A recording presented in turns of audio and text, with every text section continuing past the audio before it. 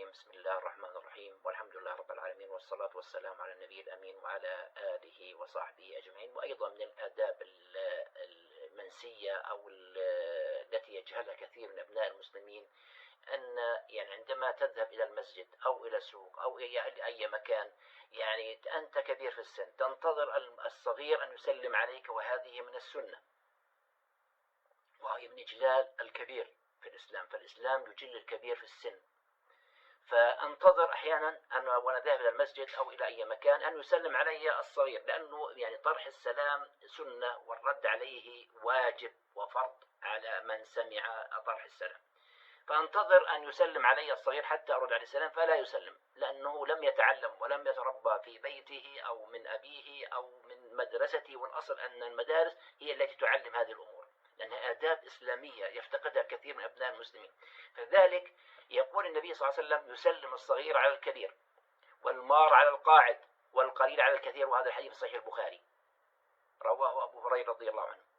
وأيضا في رواية أخرى: يسلم الراكب على الماشي، سواء كان على دابة أو في سيارة أو في حافلة، يسلم الراكب على الماشي. ويسلم الصغير على الكبير، والماشي على القاعد، والقليل على الكثير. هذه رواية أخرى أيضا. فلذلك طرح السلام سنة، والرد عليه واجب على من سمعه. فعلمنا النبي صلى الله عليه وسلم أسباب التآلف والاستجلاب المودة فيما بيننا كمسلمين، وطرح السلام أيضا يؤدي إلى هذه الأمور، وهي تحية أهل الجنة، رزقنا الله وإياكم وجعلنا من ساكنها بإذنه تعالى. فذلك يرشدنا النبي صلى الله عليه وسلم على جميع الآداب الإسلامية التي يتخلق بها المسلمين، وهي طرح السلام، وكيف يطرح السلام الصغير على الكبير، والمار على القاعد، والماشي على القاعد، والراكب على الماشي، وهكذا. فذلك هذه آداب يعني يفتقدها كثير من أبناء المسلمين في هذا الزمن. فذلك معنى يقول النبي صلى الله عليه وسلم: يسلم الصغير على الكبير، ندبا للتوقير والتعظيم. ولكن إن لم يسلم الصغير، أنا أبتدأ أحيانا السلام يعني حتى يعني أعلمه أنه يجب عليه أن يسلم على من يعرف ومن لا يعرف. فمن علامات الساعة ومن أشراط الساعة أن يسلم الرجل، ألا يسلم الرجل إلا على من يعرف.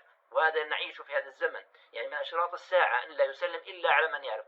يعني أحيانا أسلم على بعض الناس، يقول: هل تعرفنا؟ أو ينظر إليك أنه يعني هل تعرفه؟ هذه من السنة أن تسلم على من تعرف وعلى من لا تعرف. فذلك يسلم الصغير على الكبير، هذا من الآداب. ويسلم الماشي على القاعد في المكان، ويسلم العدد القليل على العدد الكثير. مثلا مجموعة أكبر ومارين بجانب مجموعة أصغر، يسلم المجموعة الأصغر، أو يطرح أحدهم السلام على المجموعة الأكبر. وهذه من الآداب التي نفتقدها في هذا الزمان.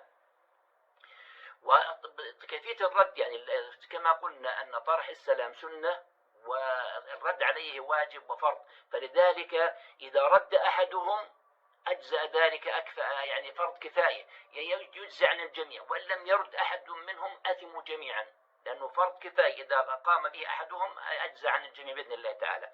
لأن الحق الكبير على الصغير عظيم، وحق إجلال الكبير وتوقير الكبير في السن عظيم عند الله عز وجل. فذلك يسلم الصغير على الكبير، ويسلم القليل على الكثير، ويسلم المار على الراكب على الماشي، ويسلم العدد القليل على العدد الأكبر. هذه آداب نفتقدها، فتعلموها وعلموها أبناءكم. بارك الله فيكم، والله تعالى أعلى وأعلم.